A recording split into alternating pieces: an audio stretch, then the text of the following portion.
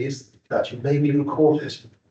Even if you're not participating in this meeting, if this causes you any concern, please let me know. The staff are, if I may take this moment to introduce them, we have Steph. Stephanie on the side here, we have Zach, who is our planning manager, to my right. To my immediate right, we have Paula, who's our legal advisor, and we have other members of staff who are introduced as we go through the agenda. Please switch your phones to silent for the duration of the meeting. Planning applications will be, forgive me. There is an order of presenting as needed. I have a state. I will announce the agenda item number. Then we will receive presentation from the officer. Then it's time for public speakers. And you have 3 minutes to speak, which you should be well. Then I will ask members and officers if they have any points of clarification, points raised, not only to do this. Then I will ask my colleagues on the committee if they have any technical questions for the officers, and then we will debate the application. So without further ado, let's make some progress on this agenda. So first up, Steph, do you have any apologies today? Yeah, we have apologies from Jason Baker, Sue Osborne, and Councillor Jenny Kennington, for whom Mike Stanton is substituting. That's all the ones I have. Fantastic. Thank you very much indeed. I am standing in for Jason, and normally chairs this committee, so I will need a vice chair today, and I would like to nominate Councillor. Can I please have a seconder? Councillor C, and by show of hands, all those in favour? Please, that's okay. Thank you very much. So item number 2 is minutes from the previous meeting, and it appears you have a bit of a backlog. Apologies to me. It's you, Steph. Yeah. We have a backlog, so apologies for that.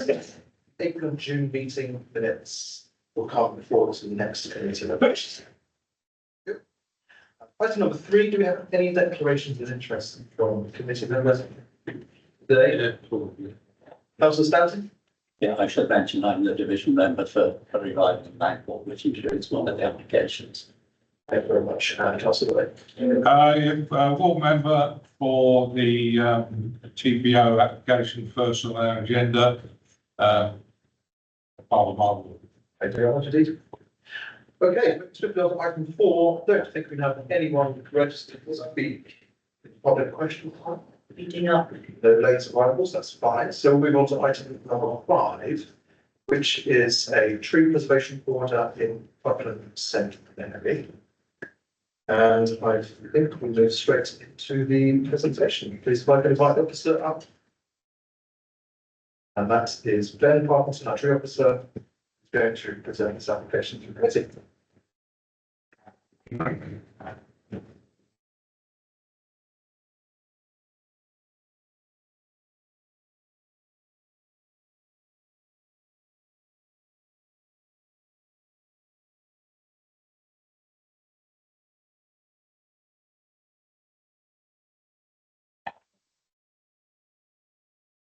That's fine. That's fine. Just. Chair, thank you, members. So I'm here to seek approval to confirm a tree preservation order at Buckland St Mary. A bit of background: this TPO was created or served provisionally on the 26th of March 2025. You can see here is the green space to the south of Birchwood Road and St Mary Close in Buckland St Mary. This TPO was created in response to a planning application for 3 dwellings on site. I had members of the community reach out to me and express their concerns about the existing treescape on site. Put it full screen at the time, 2 buttons long. You pick it. Thanks. No. Yeah, apologies for the picture. Sorry, mine. It's when you plan. Yes, that's what no one. No, it's not. That's it. Sure. Yeah, should go. Actually, what? Originally, Yes. Yeah, so we can see this paddock square group of trees, and then there's several trees further north as well. So this tree preservation order was created due to members of the community being concerned about the existing treescape and pressure that this development could put on that. I agreed after reviewing the order documents. Several trees were due for removal, and there was an encroachment on the group preservation areas of several other trees. So as a response, I served this TPO. This TPO protects 6 trees and 5 tree groups, so it's quite a considerable number of trees. But the reason we've come to the committee today is because there was an objection, but this objection specifically for only 3 trees on this TPO, the rest is in question. So, if we move into the next slide, please. So we can see here the green circles and polygons represent the approximate locations of these trees. T8, T19 and T20 are the ones that have been objected to. These are all Monterey pines. The reasons for the objection. The adjacent property, you can see Kandahar, which is just to the east of the T8, T19, T20. The resident of this property was concerned that the trees encroached over his boundary, that there were pine cones that were dropping and damaging his property. And he was concerned that the tree preservation order would prevent any remedial works on these trees. So, thank you.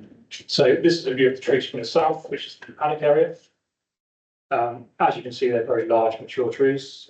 I did what's called a tempo, which is a tree evaluation method for preservation orders.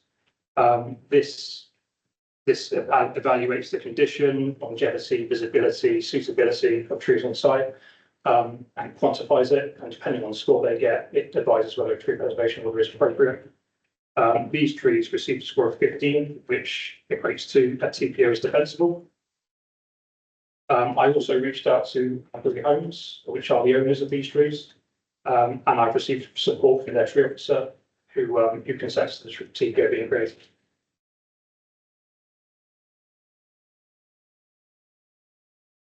And then in response to the objection, I would like to say that the TPO will not prevent works from being carried out on these trees.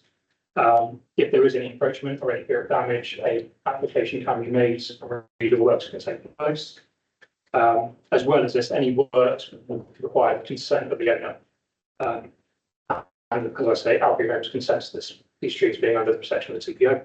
I will say that an application has very recently been approved by myself to carry out remedial works to these trees, which involves dead wooding and grace and reducing the canopy. So further works will certainly be. Then we've got more views from the trees. So we have a few more slides just demonstrating the trees from various views. So there's some more from the south.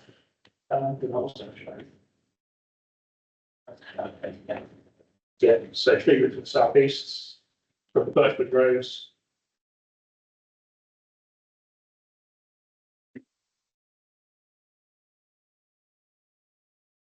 I'm sure we should have another one as well from St Mary's Place, which shows the property to the left is the property of the objector. Thank you. Thank you very much indeed, then. I don't believe we have any public speakers. We've heard no late. All right, so we public speakers at all there. So we should move on to committee members. Do you have any questions? Ask Ben, our tree officer. Councillor Stanton.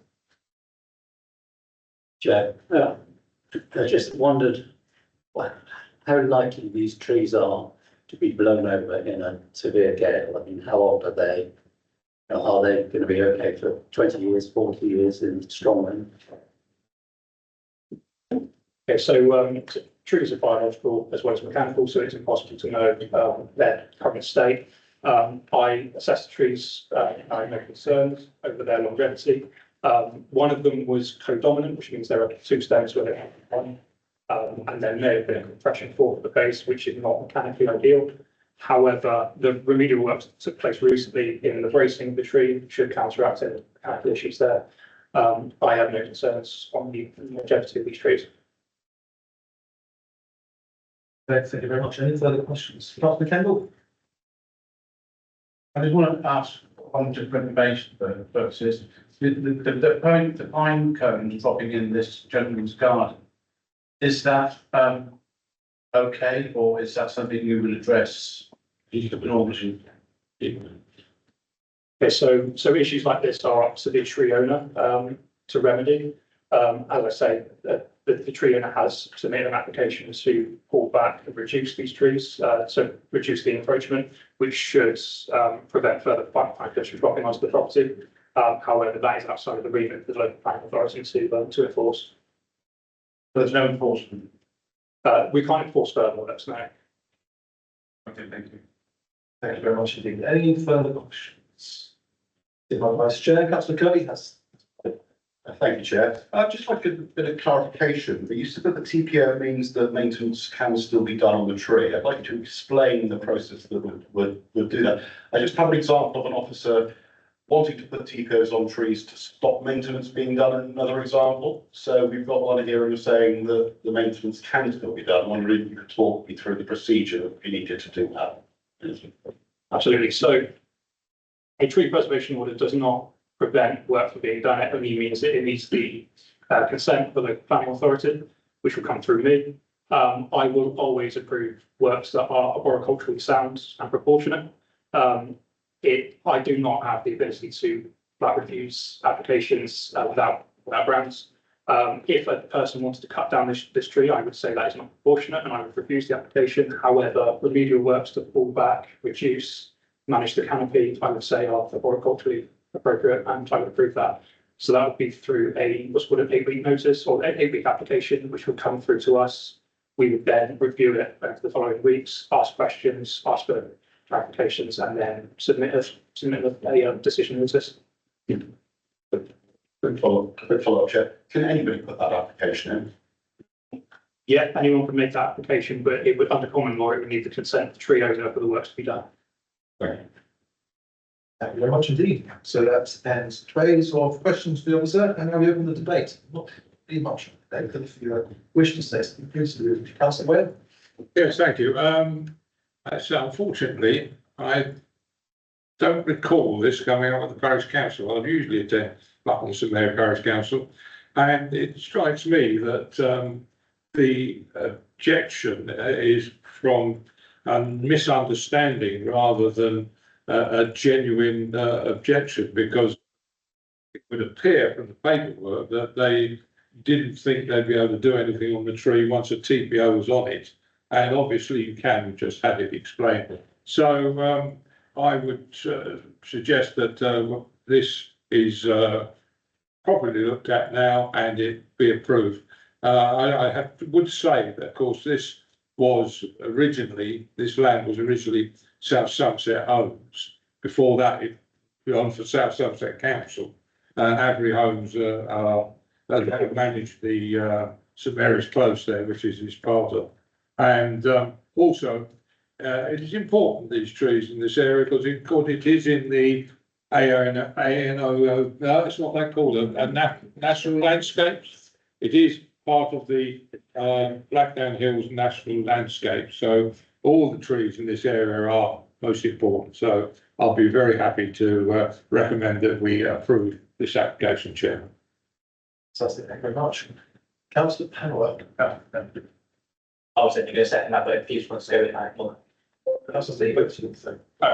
Oh, in which case, we have a proposal on the table, Councillor Whale, in line with the officer's recommendation to confirm the order unmodified.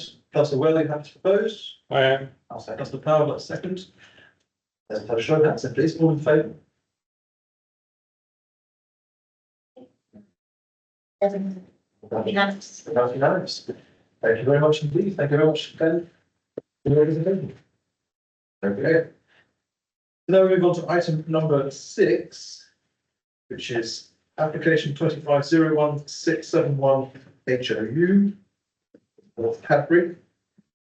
And we begin with the presentation from Officer Stanley Morris. Thank you very much, Stanley.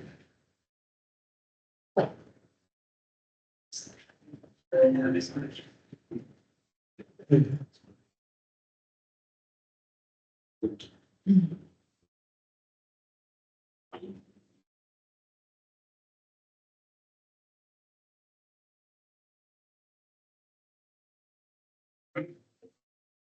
thank you, Chair.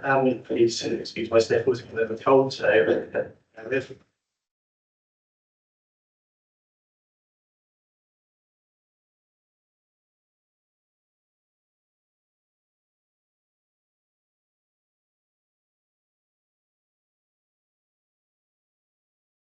Right. Okay, so this is a household application for the erection of a single storey extension at Brunstall, Kerry Road, North Cadbury. Members should note that the only reason this is before you today is because the applicant is a director at Somerset Council. Normally, there's been no objection from the parish council, so there'd be no referral normally. All right, so just a map outlining the site plan at North Cadbury. And they zoomed out one, anyone who's familiar with North Cadbury, the Cadbury Club is just here.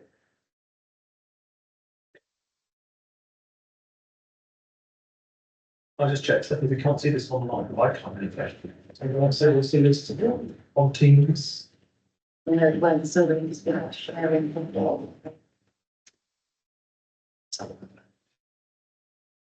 Thank you.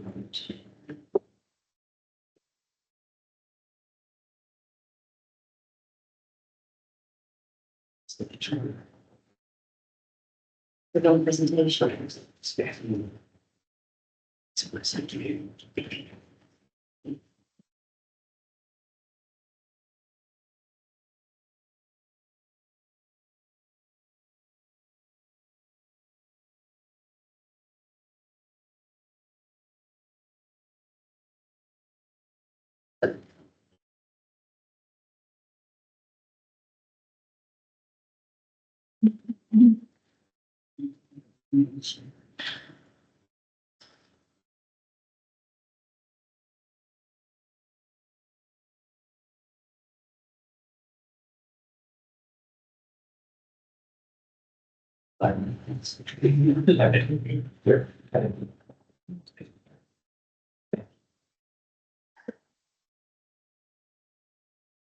That's perfect. Thank you very much.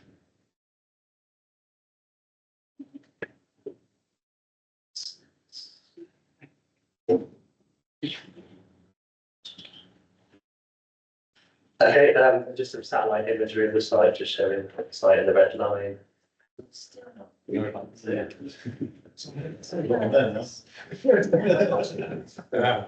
Hi. Sorry.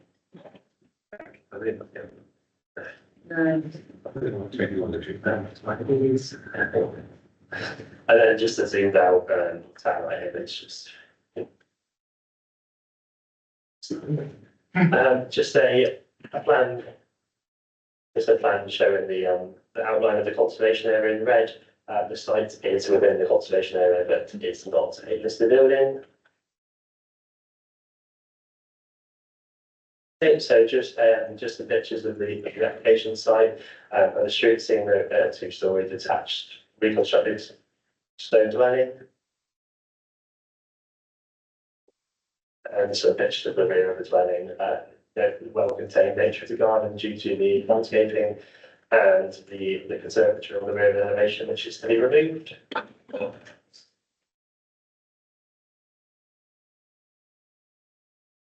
Okay, and then on to the plans. So what we've got here is existing plans. Yes. And the proposed floor plan showing just a single story rear extension. Existing elevations, note the existing conservatory, which is to be removed and replaced. Proposed elevations.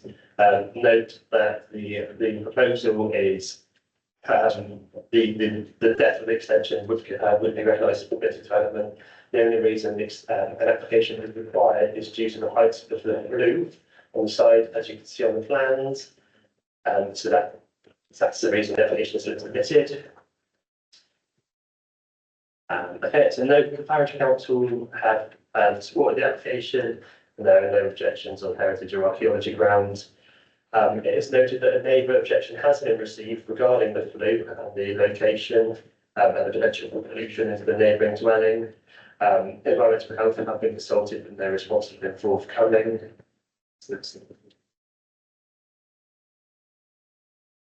However, this slide shows the distance from the proposed flue and the neighbouring window, which is about approximately 12 metres. Also, it's noted that the flue will extend above the neighbouring window, and that any matters regarding the flue will be dealt with post-decision by building control.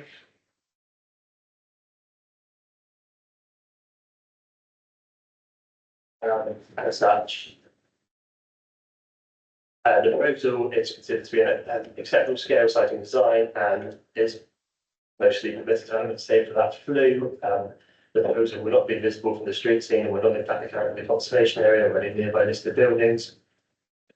It's not, the planning authorities are not considered there are any issues with regards to neighbouring amenity given the size of the proposal, and the flue is considered to be acceptable in planning terms, and any issues will be dealt with at the next stage by building control.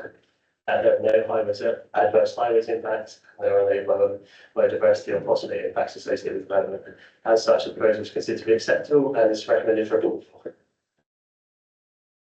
Okay, thank you very much indeed, Stanley. I don't believe we have anyone to speak on this one publicly, either. So, straight to committee members. Colleagues, do you have any questions for the officer, please? Councillor C. Thank you, Chair. Just for clarity, in your report, you use the phrase, there are building control regulations for flues and they are exceeded in this instance. You mean they are met in this instance? I am not the officer who wrote the report, so, but I believe there is a set distance from the, the flue has to be, when it has been exceeded and will be dealt with. And any, once the construction begins, it will be done via building control will be involved, essentially. So to ask your question, Councillor C.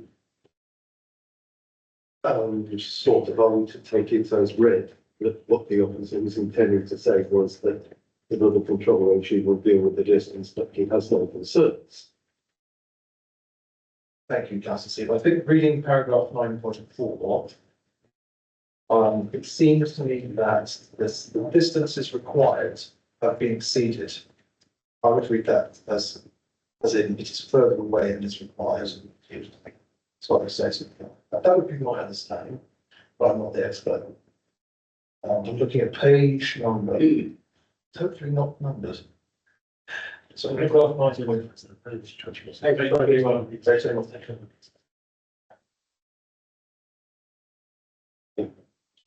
that what understanding? Is it all happy with it? Chair, through you, yes, my understanding of the same, it's yours in the way it's written. The distances are exceeded from the enterprise. Thank you very much indeed for that, Zach.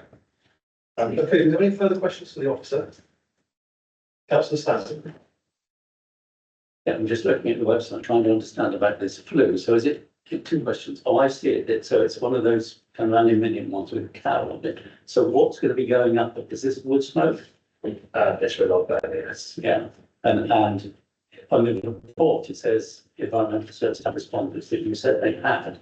So are they satisfied because They haven't responded. There's no response from the environmental officer. So we don't know whether the fire or stove burning wood at the bottom of this flue is a modern one which will remove 90% of the particulates. I should declare an interest, I guess. And if you're in an area where the particulates are not removed, you then that's insane. We don't know, but that would be dealt with. The installation of the flue and the plug burner would be dealt with by building control. And the height, I didn't understand that either really. Building control will look at it and say, well, it's got to be lower or going to be higher, making up that draft or what?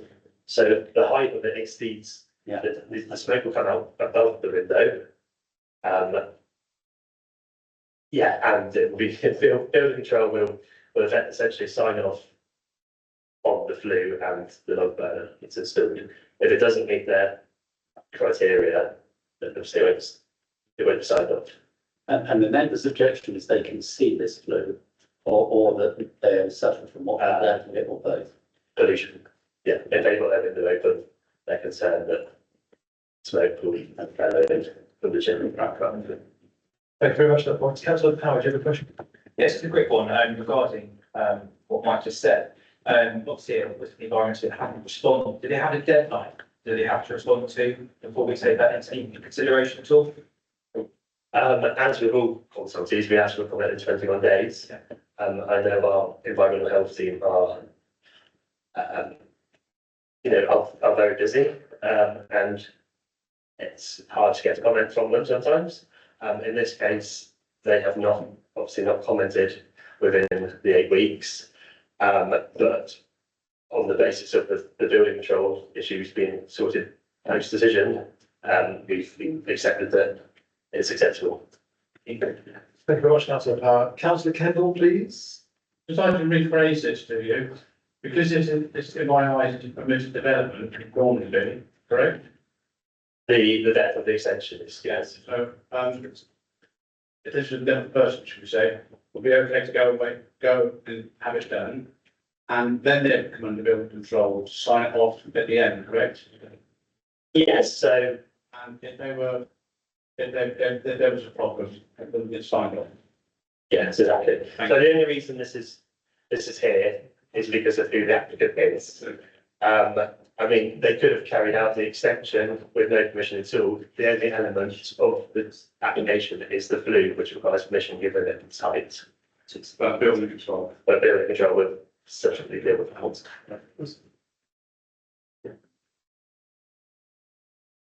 Thank you very much. I'm keen to move into the debate. So if we've got any burning questions, Councillor Steve, over to you, please.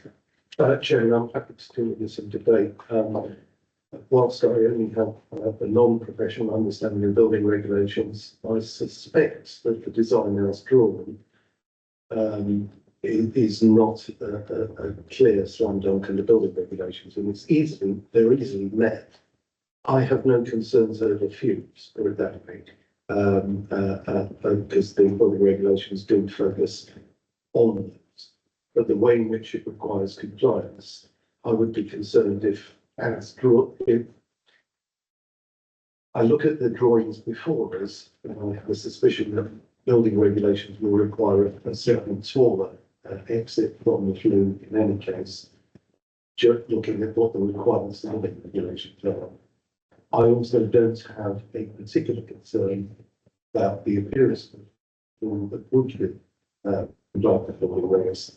So I'm generally disposed towards the application, as this is the only point and building regulations control the issue which we are concerned about, which is fumes.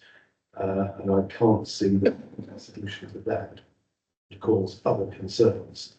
So I'm reasonably content with this, and that's what the application was recommended. Thank you very much, Councillor Steve. Thank you, Stanley, for the presentation. I know you didn't write this report, but thank you for stepping in. I think we'll go into the debate, which is really started by Councillor Steve.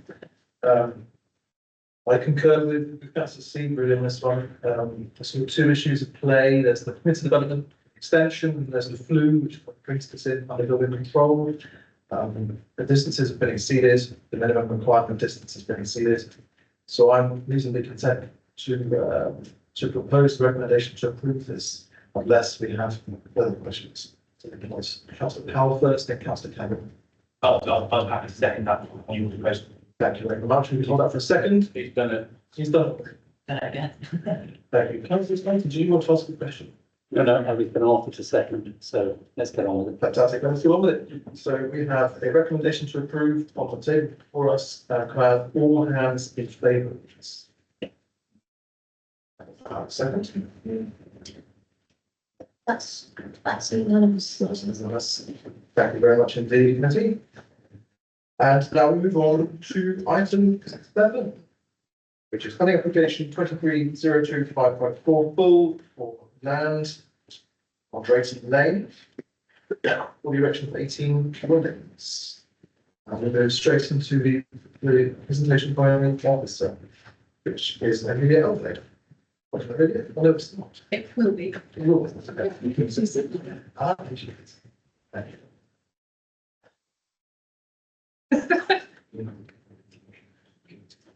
Yes. Children. Move down. Yeah, let's move that. Move that. There you go.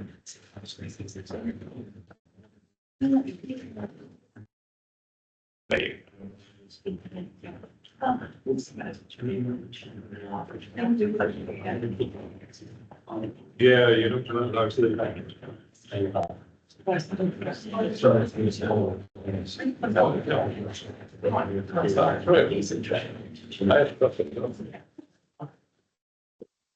Very tired and short now. I do. I do. Oh, they did it more than. Good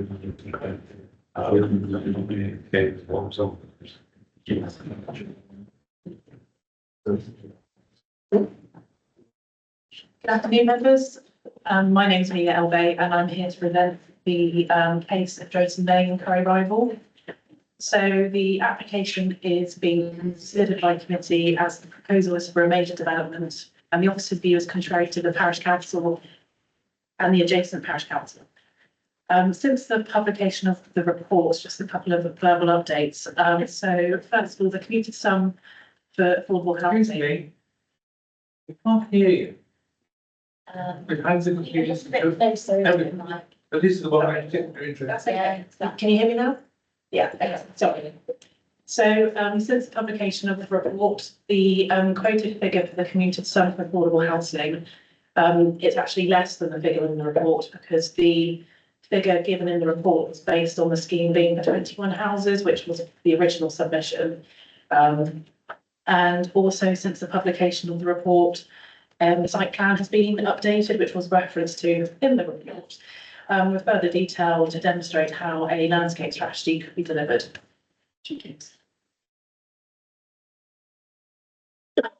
So this is sort of a list of the main considerations that we will be looking at today. And a list of the relevant policies within the South Somerset local plan, and also the other relevant documents such as the MPPF and the placemaking principles for Somerset. So the application site there with the yellow star is located just to the south of the main built-up area of Curry Rival. And the more zoomed in image now, so you can see the red line location plan on the right. So it's that grass field that's to the north of Drayton Lane and to the west of Brick Lane. So the application seeks consent for the erection of 18 dwellings with the creation of a detention basin on land to the southwest of the site. The proposed development seeks to be accessed by connecting to Abbey Close to the north, which is currently a cul-de-sac. And the dwellings, there's 11 different house types, which we will now look at individually. So as we move through these, the site plan to the top right, I've marked with an orange star where that house type will be in the proposed plan. So plot 1, as we can see, is a bungalow finished with stone and slate grey tiles. Plot 2 is another bungalow. Plot 3, and another bungalow. Plots 4 to 7, which are some of the affordable housing units that are to be delivered on site, is a row of 4 terrace properties. Plots 8 to 9, again, these are affordable housing units, a pair of semi-detached properties. Then we move to plot 10, which is bungalow. Plot 11, another bungalow. Plot 12, another bungalow. Plot 13, again, a bungalow. Plot 14 is a 2-storey detached dwelling. As is plot 15, plot 16, plot 17, plot 18. And then I've put on this slide all the different garage types where detached garage goes rather than integral attached ones. So this slide shows at the bottom a site section going throughout the site, with on the right showing where the detention basin is going to be in the field across the road. And there's also further detail on the plans above, sort of showing the landscaping, indicative landscaping that's to be provided, with further details of this to be secured by condition. We now move on to site photos. Obviously, this is from Google Street View, this one image. So this is Abbey Close. So if you were to effectively drive straight on, that is where the access road to this site is proposed to connect to. There's a play area there, which is also to remain. So these now move on to my side photos. So there's the play area that you could see in the previous photo. And then as you walk through that grass bit, you walk through into this sort of very informal footpath that connects onto Brickwall Lane. The red arrow there indicates where the application site is. This is then, I've stitched 4 photos together just to make it easier. So this is the field that the houses are proposed to be sited. So you've got the houses on the right, which are the existing properties along Abbey Close. And then that detached property you can see in the left photo, which faces onto Drayton Lane. So as you continue along Brickwall Lane, the red arrow again indicating the application site, you can see the mature trees that are between Brickwall Lane and the application site. Then as you carry on travelling down south of Brickwall Lane, you join onto Drayton Lane, sorry, not Drayton Road. And the red arrow there indicates that's where the detention basin is to be proposed. And then this is a view from the, I'm trying to get the bearings now, from the east of the field where the detention basin is proposed. And a wider view there.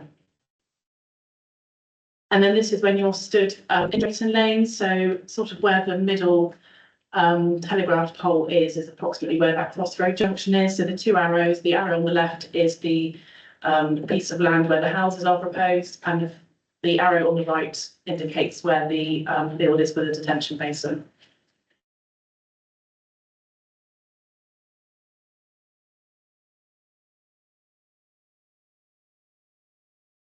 Okay, so first thing to consider is the principle of development. So the south area does not have a 5-year housing land supply, with the latest figure stating that the area only has a 2.22-year supply. As such, the tilted balance is engaged as set out by paragraph 11 of the NPPF. This sets out that in such a position, that permission should be granted unless there is a significant and demonstrable harm from doing so. Considering the local plan policies, Policy SS1 sets out the settlement strategy for the former South Somerset district, with Curry Rival considered as a rural settlement. Policy SS2 of the local plan sets out the development in rural settlements can be supported where it meets an identified housing need, particularly for affordable housing, providing that the proposal is commensurate with the scale and character of the settlement, and that proposals for housing development should only be permitted in such locations where there is access to 2 or more key services. Curry Rival has a number of facilities, including those that are listed in the criteria set out in the policy, with the main village centre in walking distance and accessible from the application site. Latest figures from affordable housing also show that there are currently 46 applicants, so that's not necessarily 46 people. Those applicants may have other additional members of their households that's on the waiting list for a property in Curry Rival. Policy HG3 of the local plan requires 35% affordable housing to be provided. The application seeks to propose 6 on-site units and a commuted sum equivalent to 0.3 units, therefore providing the 35% figure. The affordable housing team have been consulted on the proposal and they are agreeable to the mix of units that are being provided. Considering other policies, Policy HG5 states that a housing mix should be sustainable and balanced. The proposal seeks to provide a suitable variety of property types and is therefore considered to be compliant with this element of the plan.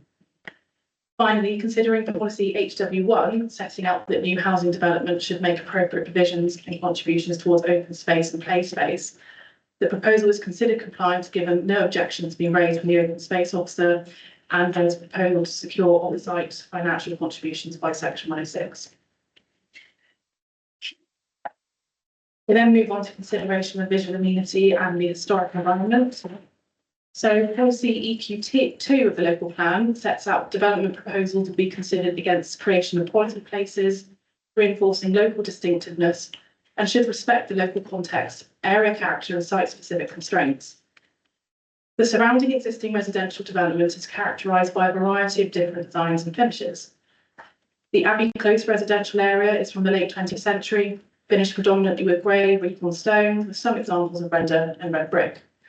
Properties in that area are typically finished with pitch roofs with red-brown roof tiles. In respect to properties along Drayton Lane, there is also a variety of ages and designs with a mix of pitched and hip roofs. A similar palette to the Abbey Close area is used, however, render and red brick are more prevalent. Considering the proposal and the variety of house types and materials to be used, the development is considered to be in keeping with the character of the area due to the mixture of different property types, roof types and material choices. In respect of the layout of the proposal, the quantum of development is considered to be appropriate for the size of the plot and respects the prevailing pattern of development.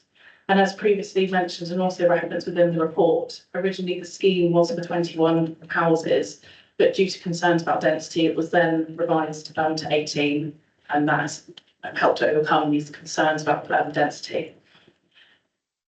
Policy EQ3 of the local plan requires all new development proposals relating to the historic environment to safeguard or, where appropriate, enhance the significance, character, setting and local distinctiveness of heritage assets. The application site is adjacent to Drayton Conservation Area, and there is a Grade 2 listed property approximately 250 metres to the north-east of the application site. The Conservation Officer has been consulted on the application and has raised no objection. The site is also substantially screened by the existing veteran trees along the eastern boundary. A tree method statement has been submitted and has been agreed to be acceptable by the tree officer, and a condition is proposed to secure the measures detailed in this document. Additionally, if the trees are within the conservation area, permission will be required for any works to those species. In respect of the detention basin to the south, this is considered to be a low-lying form of development that is well screened from the highway. Additionally, suitable landscaping is proposed to further aid the screening of this from public vantage points and is therefore not considered to detrimentally impact the rural character of the site.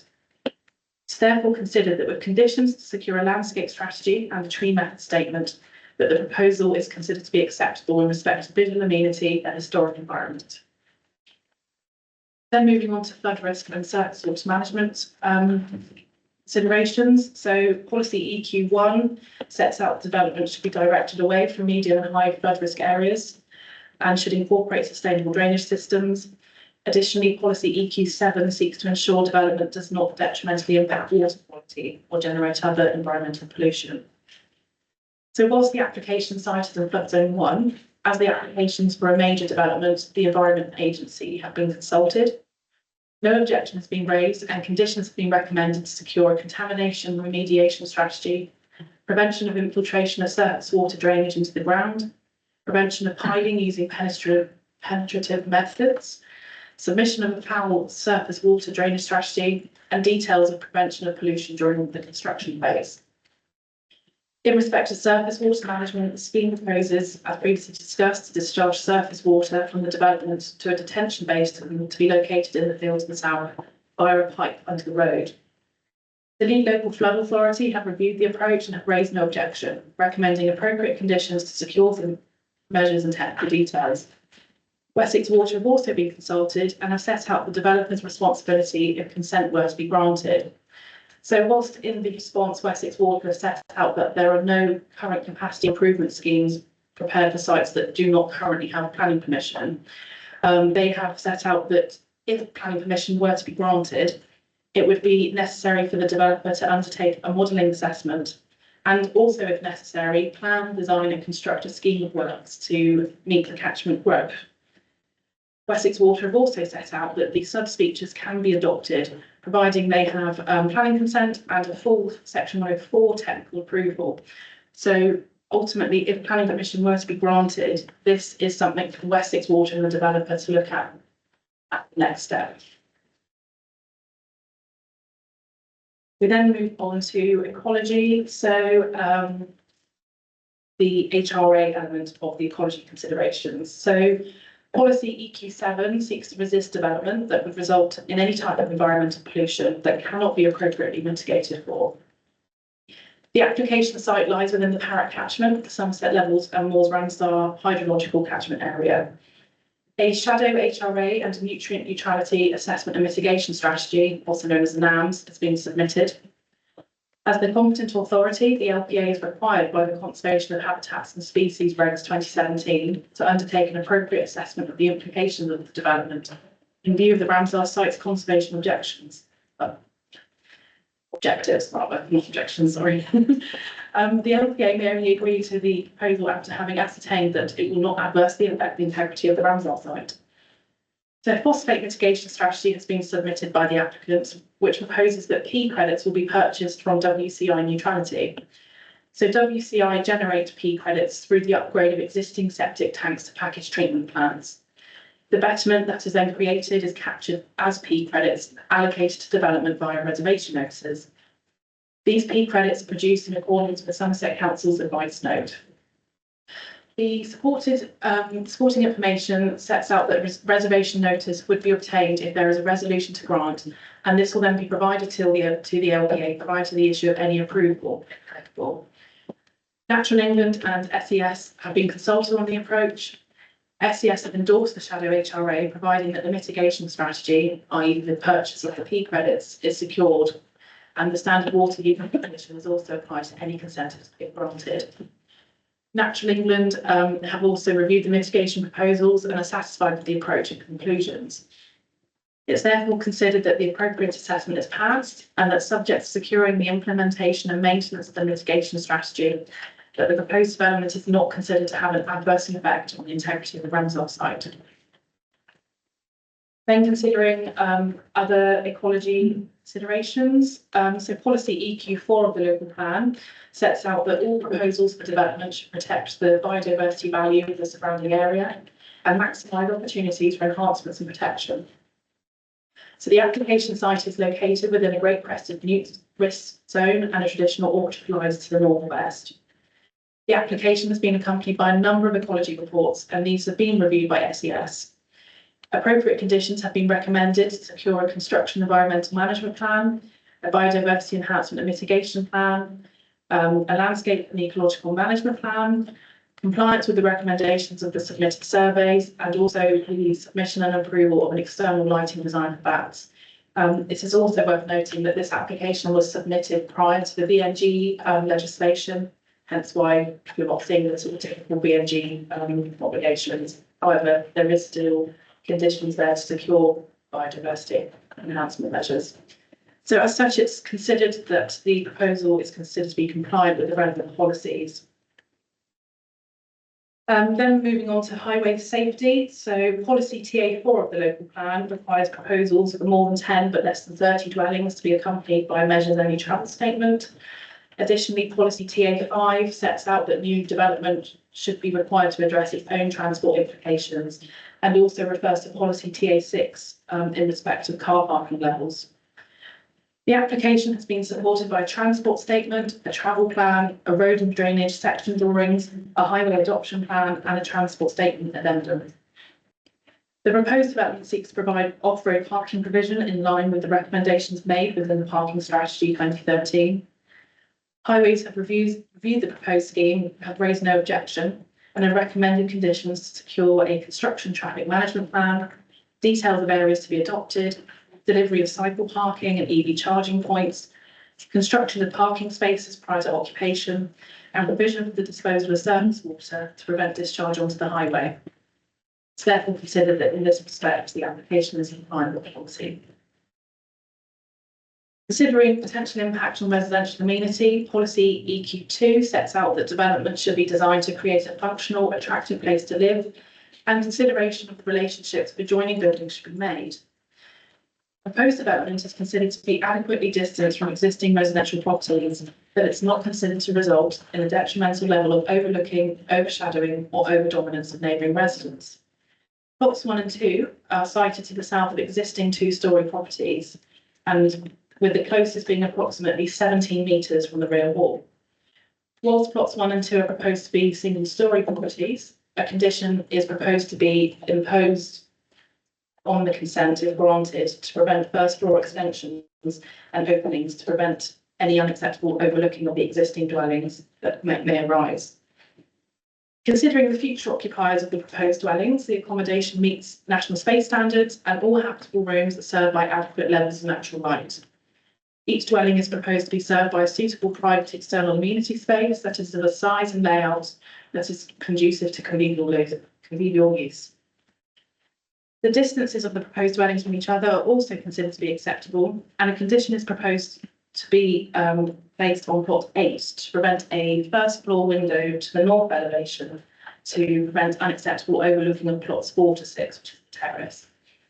It is therefore considered that with the use of appropriate conditions, the proposal is acceptable in respect of potential impacts on the residential community.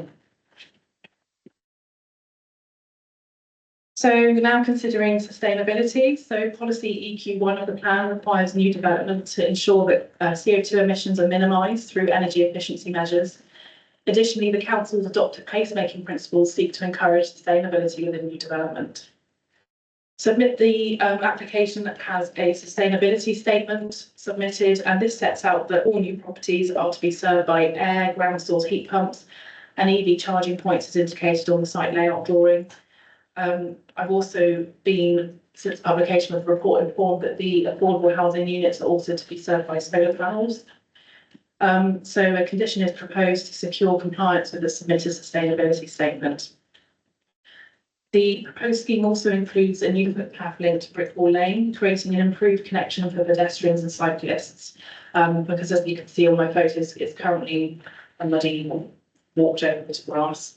That would be secured as one of the Section 106 obligations. The application site itself is considered to be within walking distance of the main amenities of Curry Rival. Whilst pedestrians would need to cross Drayton Lane, this is not considered to be unacceptable given the 30-mile-an-hour speed limit and the good level of visibility in both directions.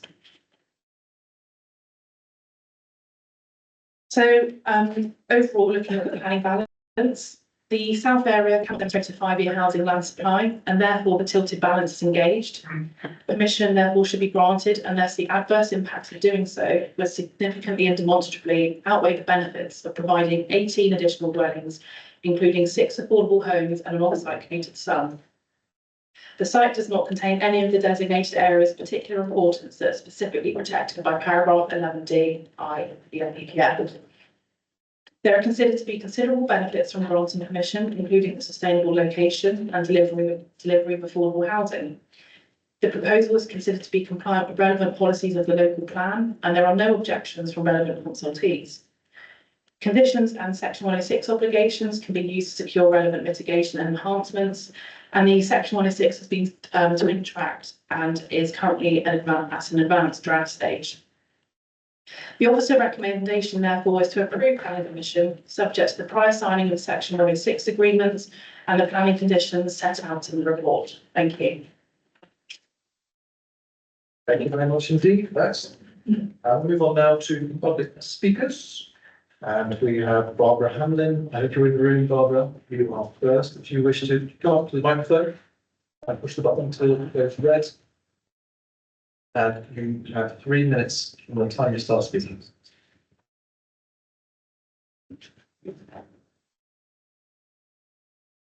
Can you hear me? Okay. Okay, I have prepared 3 minutes because I feel, in view of what I've just listened to, that you councillors have had the benefit of some photographs taken with a wide-angled lens. The roads are extremely narrow, the plot is not as wide as it looks, and the trees are certainly greater than you have been allowed to see. I proceed to my 3-minute presentation. Good afternoon, ladies and gentlemen. I'm Barbara Hamlin, resident in Abbey Close, Curry Rival. My presentation against the proposal includes input from several neighbours and other residents in Curry Rival on the trees and the environmental issues. We continue to be concerned that the roots of the mature trees in the Drayton Conservation Area will be damaged by human activities that are close to them. We believe that any building, this comes from a neighbour, needs to be at least the height of a tree away from the trees. The proposed housing is too close and inadvisable. We frequently see deer, foxes, badgers, hedgehogs and buzzards, as well as many smaller mammals and birds. This abundant wildlife will be adversely affected by the development. At the top of the plan, you can see the grassed area and the play park. I think you have a better picture of the play park and the grassed area that I can speak to. Maybe you have. It's at the top of the site in the north. The grassed area, thank you. The grassed area by the play park has been maintained for over 30 years by the local authority at the local council taxpayers' expense. In addition to the play park, it is a safe grassed area where children and young people can play ball games safely away from traffic. It is the only such area at this end of the village. The proposed road into the site would destroy this valuable resource. We are not convinced that promises of facilities elsewhere would in any way compensate. Whilst on the subject of the proposed extension of Abbey Close, you have the benefit of a picture of the end of Abbey Close, taken with a wide angle lens, I'm sure, into the site, we feel that this sharp bend would be dangerous, particularly to the young children using the play area and their parents. We have evidence from our neighbour and friend who lives by the existing sharp bend in Abbey Close that it is in constant use by a stream of delivery vehicles and couriers, in addition to residents and their visitors. With the addition of vehicles from 18 further houses, the quality of life in Abbey Close will be seriously affected for the worse. The condition of the road surface in Abbey Close is already deteriorating, and further traffic, whether or not destruction traffic uses this route, will further impair the condition. A further point on roads.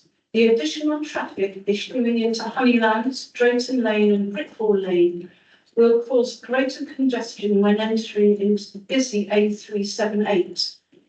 These are already difficult junctions.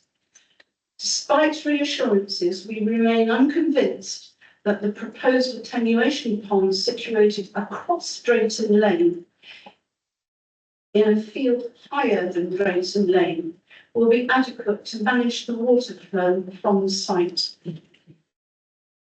We are told that Can I ask you please to bring your comments to conclusion? last paragraph. We are told that the South Somerset area cannot demonstrate a 5-year housing land supply without this development. This is not a valid reason for causing the irreparable damage to a fragile environment that this development would represent. Thank you for listening and for your time and your work. Very well, Barbara, thank you for making the journey into community today. Our next public speaker we have is Ben Covington from Drayton Parish Council. Please make your way to the microphone.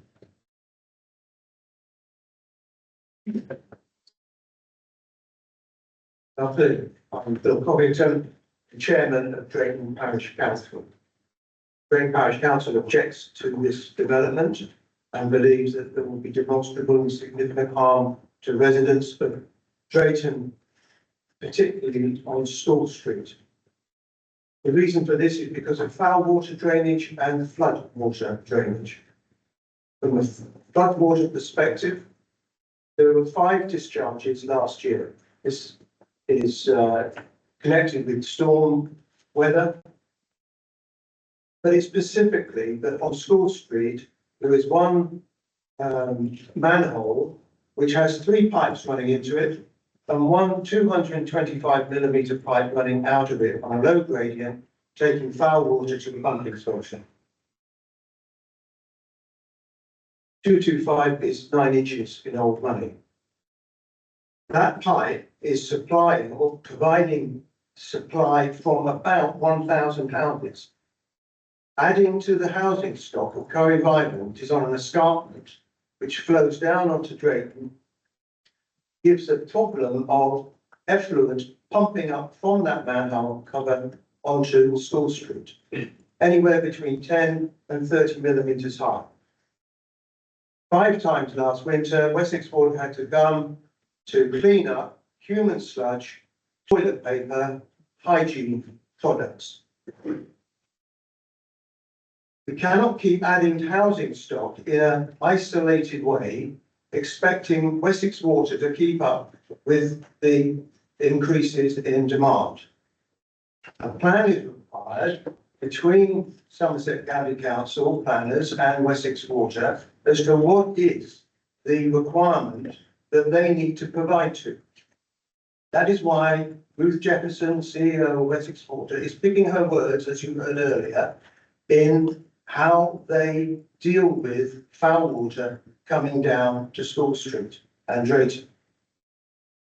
The actual pumping station also discharged 15 times into the watercourse last year, 2024, and will continue to do so until its pumping capability is increased. I've written to Ruth Jefferson, CEO of Wessex Water, only a couple of weeks ago, asking what their plans are, what is the capacity of the system, to which she has not replied, and local engineers, when they walk around, have not been able to give us answers. The second aspect of the problem is floodwater. The floodwater off the whole escarpment of Curry Rival flows down to School Street and crosses School Street in 2 culverts. Both of those culverts have a main sewer drain pipe running through the bottom of them, crossways, transversely, which has reduced the size of the culverts.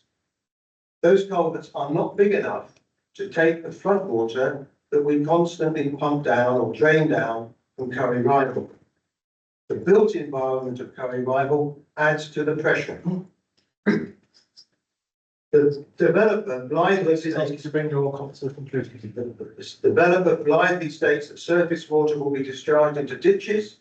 Those ditches flood onto the roads. We have houses that lie below Drayton Lane height, which puts them at risk. Overall, the hydrological report is ridiculously optimistic. The present field acts as a mitigation pond of its own right, the banks that surround it. They've answered the question about filtration into the ground, which is clay, but they haven't answered the actual impact on the drainage. I'm going to jump in here and ask you down to School Street. bring your comments to a close. I carry on because Drayton Sorry, was sir. not told that you would be taking this, so I have not had the opportunity to speak. I've been very generous to give you an extra minute. If you wouldn't mind, sir, freeing up the microphone for our next speaker, please. Thank you very much. Councillor Bell. Please do so. Thank you for that contribution. Can we please now The wires going through the door. hear from Agent Rebecca Randall? Please, if you could make your way to the microphone. Thank you very much. Sorry, Jim. In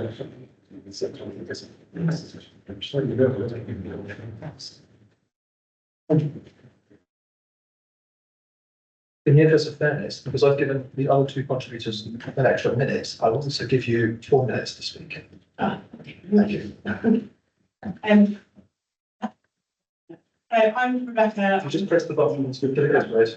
Oh, lovely. Thank you. Hello, I'm Rebecca. I'm the planning agent for this application, and I'm here with Andy Lehner, West of England Development, who is the applicant. This application has been under consideration for almost exactly 2 years.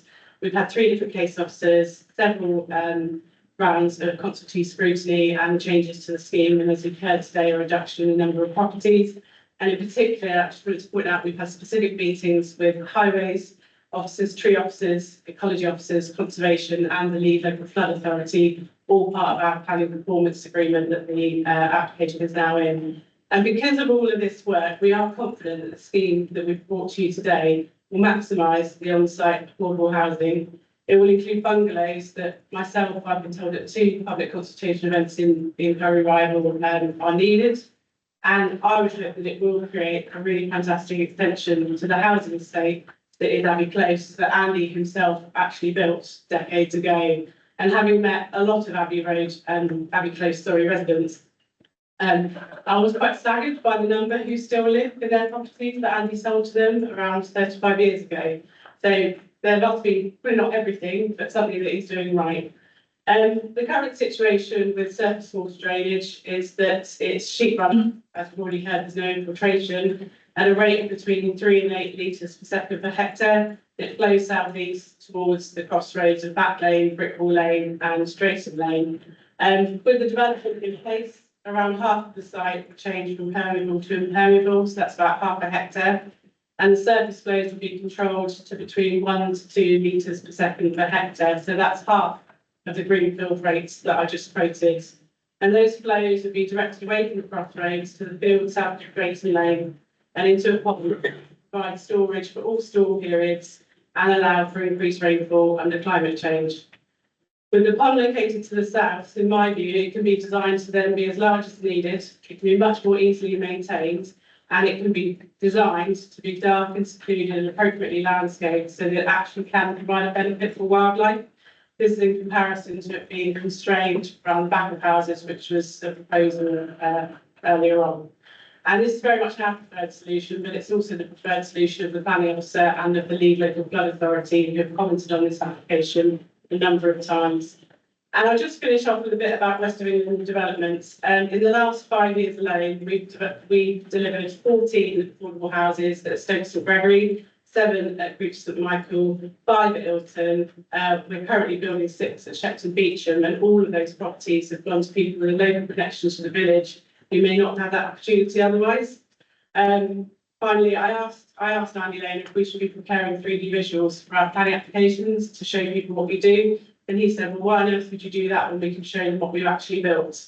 So that's what we're doing now. We've been taking out parish councils and community members and other schemes to show what we've built, so they can understand the places that we build. And we would really love to extend this invitation to committee members today so that members can also see for themselves the sites that good SME builders are capable of achieving within Somerset's local communities. Thank you. Thank you very much, Rebecca, for your information. Now we move to the points of the item where if members and officers would like to respond to anything raised by contributions from the contributions we've just heard, would you now raise your hand? Save the debates for a bit. So just if you have any questions based on what we've just heard, please proceed. Councillor Stephen. Thank you, Chairman. I would like to clarify what's 4, 5, 6 and 7 in the centre of the site are accessed from a private drive where the houses to the south of the private drive and the parking spaces to the north of the private drive, immediately north of the that separating that area from block 3 appears to, according to the drawing, be a close bordered wooden fence. Is it the proposal that we meet the requirements elsewhere for providing electric vehicle chargers by screwing the chargers to a privately owned close bordered fence?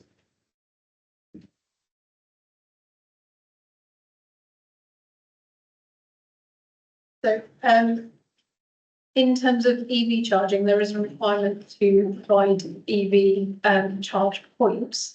It's particularly set out in the highways policy in terms of where they will and where they won't be accepted, but they will get screened and signed off through the building control process. So with those properties, they have got parking to the front. So having not looked at the details of the scheme, I'm assuming they'd probably have some charge points across the front and have some ability to charge through that. Councillor Lee, would you like to come back? When you're talking, microphones. Thank you. The committee members can make sure the microphones are painfully close to their mouths. Okay. Councillor Steve, would you like to come back? Yes, I'm afraid I have the latest released site plan drawing on file in front of me, and the plan, the site plan, clearly shows that the parking is not immediately in front of those properties; it is across the drive. So you wouldn't be able to run cables across the drive. You would have to run all the expensive cable around the edge of the drive. I think we're firmly in the non-material amendment part of life. But it seems to me that the proposal immediately before us is to fix them to a private structure, i.e. a wooden fence, that may not be appropriate. And there is a question mark over whether it's effective and sensible to run cables right around the site when obviously the reversal of parking space and driveway could result in the parking space being adjacent to property instead of across the drive from across the shared drive from the property. Thank you. Sorry, condition 8 on the report, 9, sorry, condition 9 on the report recommends details to be provided. So we haven't got that information right now in terms of how they're going to do it, but it is a requirement for them to submit that and for us to sign it off and approve it. And we would be sharing those details with the Highway Authority because they won't want people running over wires for EV charging. So it is covered by condition. So the fact we haven't got the detail now, or we're uncertain of the detail now, isn't a problem because it is covered by condition. Could I please seek some advice? I noticed that the agent, but the builder is shaking his head. I wondered if you were able to call in to add some clarification. Is that no, it's that's fine. Advice has been sought. We're going to stick to the plans of transport. And thank you for the information on condition number 9, which deals with the EV chargers. Do you have any further questions based purely on what we've heard from the public speakers? Please, Councillor Webb for this. Yeah, I wasn't actually know it was from the presentation. Actually, that photograph probably goes towards my question. Is how many is that 4 the 6 affordable homes? That particular. Yeah, so the terrace is 4 of the affordable properties, and then the pair of the semi-detached properties, it's 6 in total on site that are to be delivered. And are they all together then? So yes, they are next to each other. Whilst they are next to each other, because they are orientated differently, we consider it that it's acceptable to have them located in the same part of the site. Oh, I don't know whether it's still the policy of the South Somerset plan. Certainly, it was to, I think the expression was pepper pot affordable homes, rather than have them all in one block. And it seems rather, in some ways, better to do that than just have the block together. Anyway, I don't know whether that is still the policy. Is it? We did consider that, potential clustering. However, like I say, because of the different orientation, you always have different parking and different entrance and all of that. Whilst they are physically next to each other, we didn't consider it to be unacceptable in this instance. Thank you. Thank you very much, Councillor Webb. Moving on to Councillor Payne. Thank you, Chair. This is linked to the last speaker and the question of affordable homes. We often lose them later on because of the issue of viability. Could I ask the reporting officer, and I don't know whether you can answer this, but are you convinced that this plan is viable to support 6 affordable homes, which obviously will be very welcome? Thank you. Yes, in short, yep. Very much. Councillor Stanton, then Councillor Best, please. Yeah, I've got 4 questions, Chair. Planning on, would you like them all in one or one at a time? Yeah. Good morning. Okay, let's do about the retention pond. I mean, Councillor Richard Wilkins is my councillor at Curry Ryland Land Court. We represent both Curry Ryland and University is strong. And our big concern is about all the drainage issues, retention pond culverts and facilities. So I just want to be sure we're clear what's being proposed. On the retention pond, 2 questions. One, how will it be maintained? Because one of the things that goes wrong is the flat valve of the retention pond gets blocked up, and when it's meant to drain, it doesn't. Second question about that is very good to hear from the agent a better handle about, it can be made as large as needed to be a benefit, I think you said. So does that mean actually it could become a community amenity? You know, a nice place to go, obviously not so that would be good. Third question is about this whole sewerage question, which Bill Covington raised. And though you look at the map, School Street Drain is quite a long way away from the development, but it's downhill to it. And School Street has flooded several times with sewage on the streets. It's a big issue. So when we're trying to developers, in effect, I think you said developers must improve the service. Does that mean we can be confident that once these houses are built, it's not only is it going to not make that situation worse, that it might keep making better? And the last question is about culverts under the road, because we get road flooding just on the road, actually, in the junction, where the pipe will go under from the new estate to the retention pond. Can we be satisfied that there is enough culverting and management of the culverts and not have the road flooding as well? Sorry to ask you 4 questions, Amelia. I must say, by the way, I thought your report was super, very thorough, one of the best ones we've heard at this committee. Thank you. So in terms of your questions, please remind me if I've missed any. So condition 4 seeks to secure maintenance details of the sub-features. The LLFA have reviewed the proposed scheme, and that's why they've recommended condition, because they consider it to be acceptable before all the technical details and all the calculations that have been undertaken. In terms of the sewerage, so I think there's perhaps been a slight misunderstanding. So it's not that developers must improve the sewer, it's that if consent were to be granted, they would then need to liaise with Wessex Water to potentially model and construct, if required, any improvement through that modelling exercise. I'll give you a into that. In terms of the report, Wessex have confirmed there's capacity at the point of connection, which is where the waste was flowing from their site into the wastewater treatment. Historically, there is a bit. Sorry, I can't hear speaking. Sorry, I'm trying to eat the microphone. But so Wessex are saying there is capacity at the point that this development would connect to, and that the scale of development proposed is able to be accommodated at the point of connection. The issue is the capacity of the wider network. They do not carry out improvement works for development that doesn't have consent. So at the point we grant consent for further development, Wessex are then obliged, they've got a statutory requirement to deliver adequate infrastructure. So that would be something that would then end up being modelled in terms of improvement works. So for clarity, it's something that would fall outside of and after the planning process. Thank you very much for answering those questions. That seems pretty clear. I mean, do you have any further questions?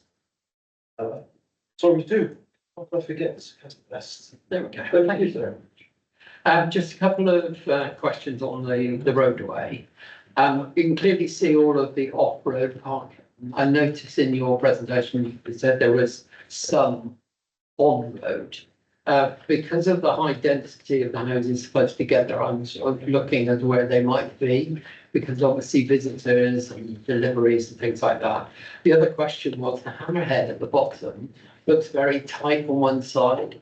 Has it been done a sweep analysis to make sure a bin lorry or a recycling can actually turn around at the end? I will defer to Emma, my colleague here at Highways.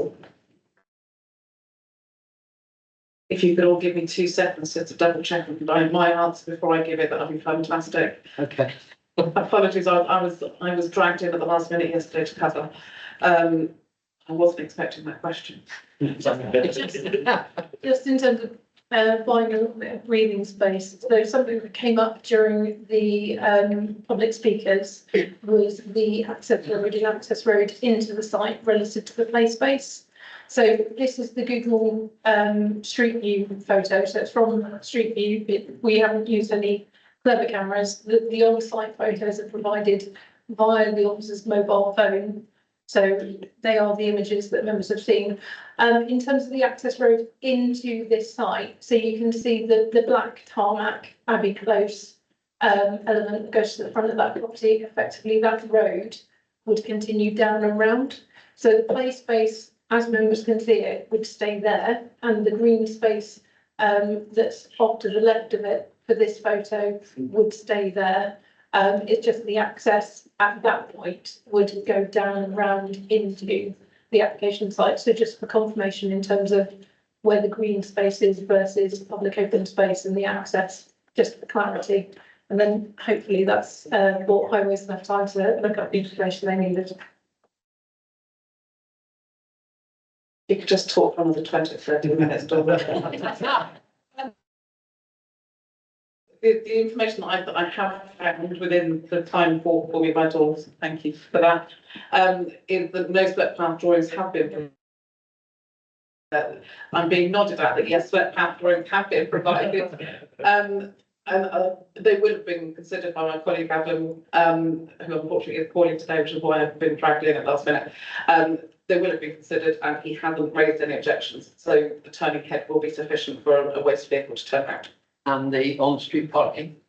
The on-street parking, there is sufficient parking generally in accordance with the Somerset parking standards for the properties. So yeah, I'm not talking about so the on-street will be ad hoc. So there are visitor spaces provided, I'm assuming. So it will be your Amazon deliveries, it will be a Tesco delivery, those sorts of deliveries. And I can identify several places that those vehicles, because they are transient in nature, could stop and pull up to do their deliveries and then move on.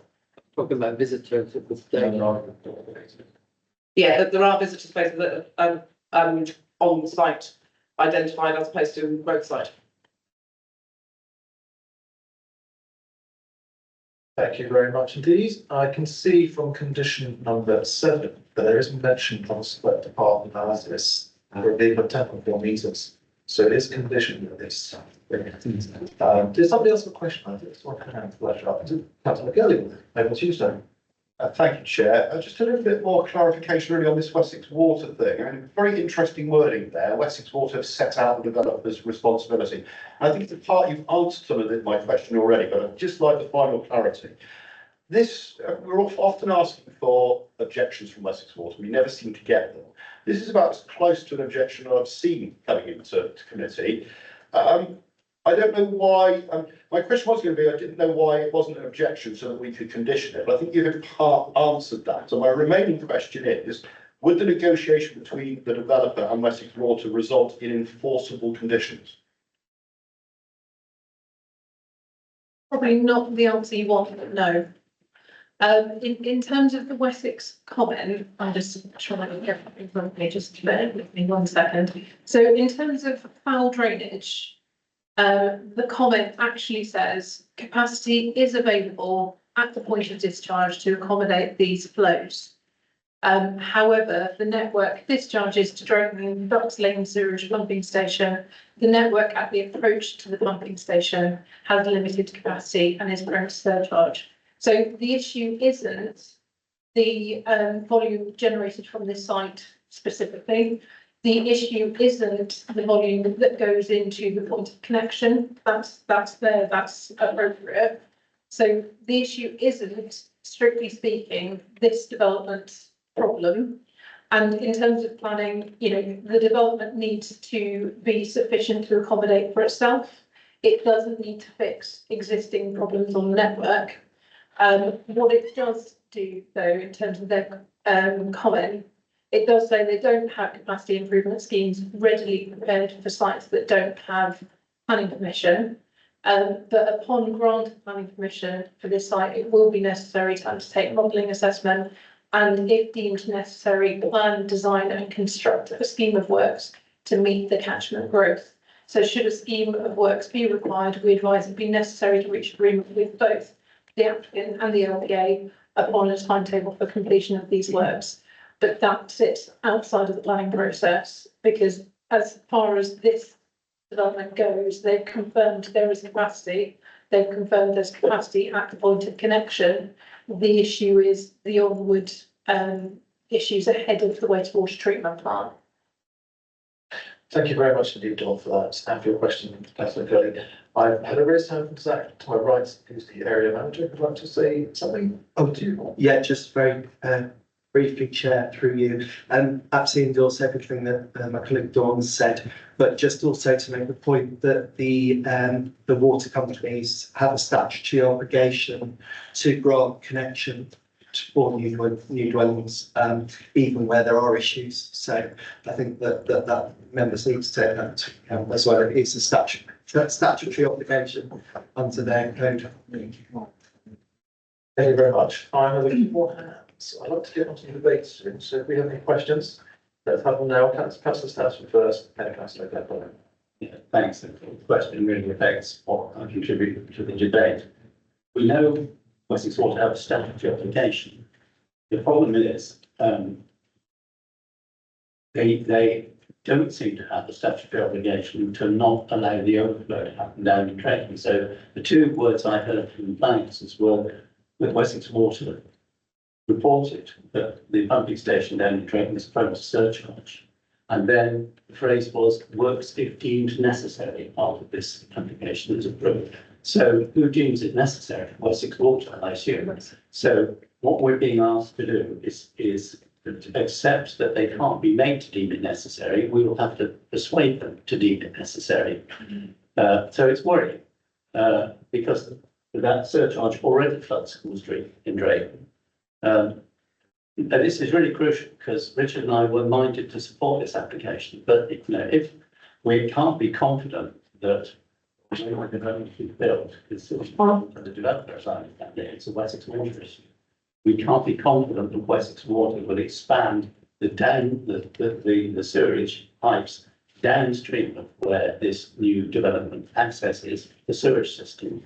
Then it's simply going to add to an already bad problem in Drayton. Thank you.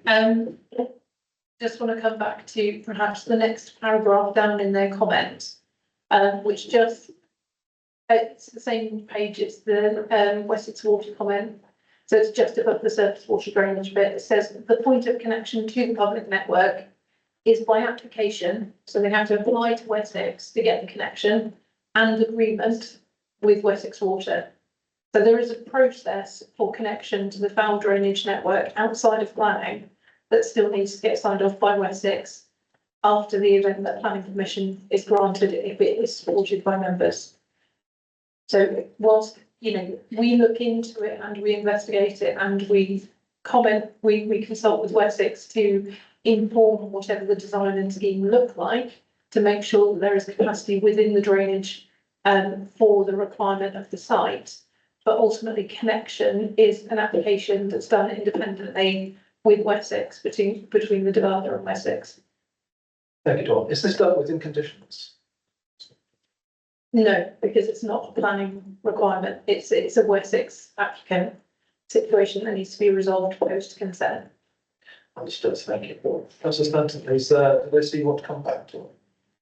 I'm not really satisfied. I mean, if I've understood the answers correctly, they mean that we're in the hands of Wessex. Choose not to deem it necessary to expand the system downstream down to the Drayton School Street and pumping station. When this development is built, then we'll get even more sewage and new paper on School Street, and it's not acceptable. It's a tricky one, this. Thank you, Councillor Stanton. Would you like to come in and at this stage?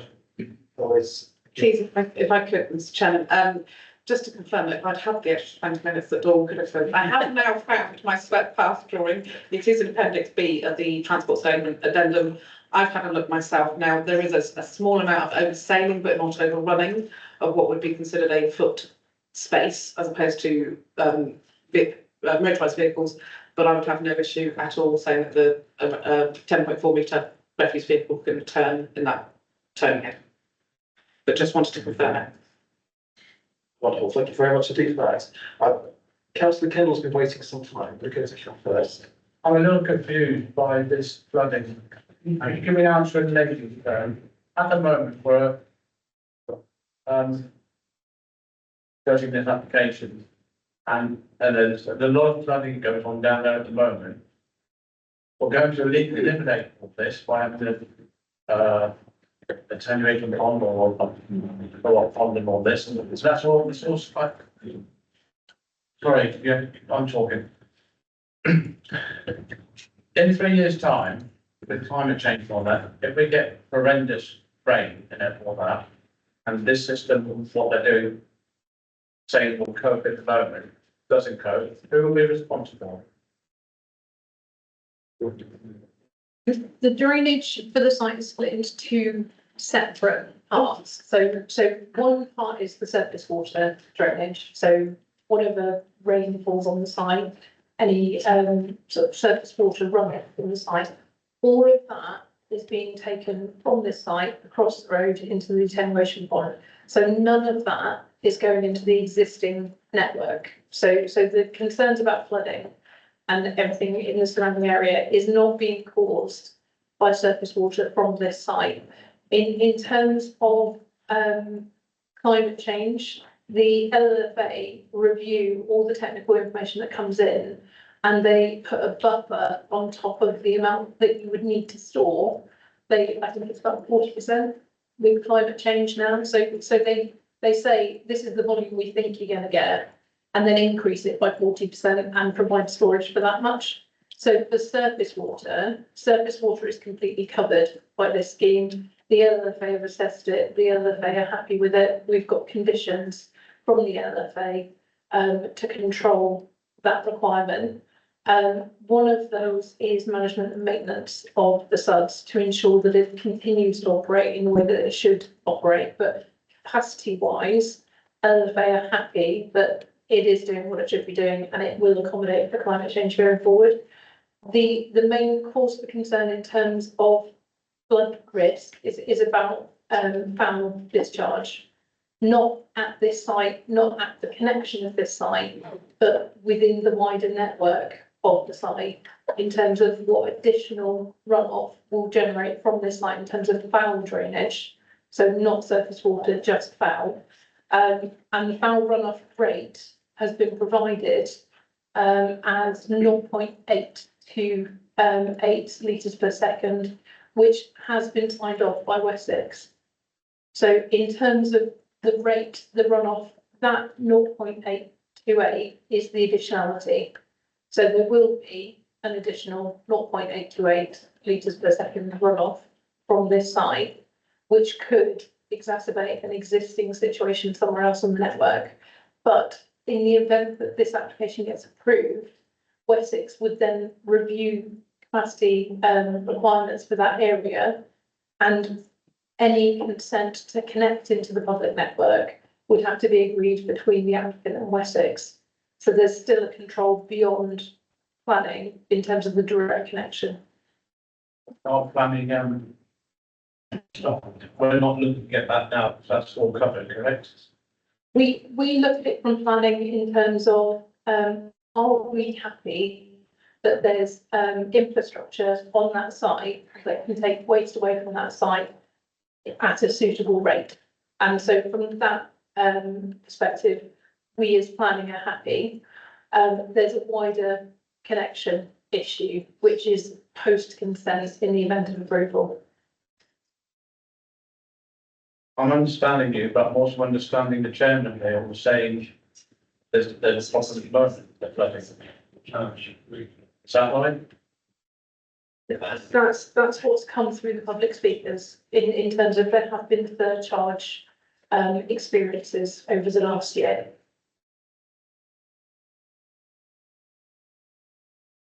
Okay, thank you very much. I know Councillor Stanton wants to come back in, and I'd like us to move to the debate, please. Councillor Stanton, over to you. Yeah, I'm sorry to take extra time, but I want to have this really clear and nailed down before I come to a view as to whether to approve this or not. I'm looking at page 42 where I've been quoting what Wessex said, or in italics, said. So they say, in effect, we can't do anything. I think about this or what's needed until planning permission is granted. In such circumstances, it says the developer should not proceed until Wessex Water has confirmed that capacity can be made available for these new connections. So if the capacity, that's the key point there. It's not just the connection of the development, it's the capacity carrying a drain. So is it that the development will not proceed because you as planning department will say it can't proceed until you Wessex Water have shown that the capacity downstream at Drayton is there or not?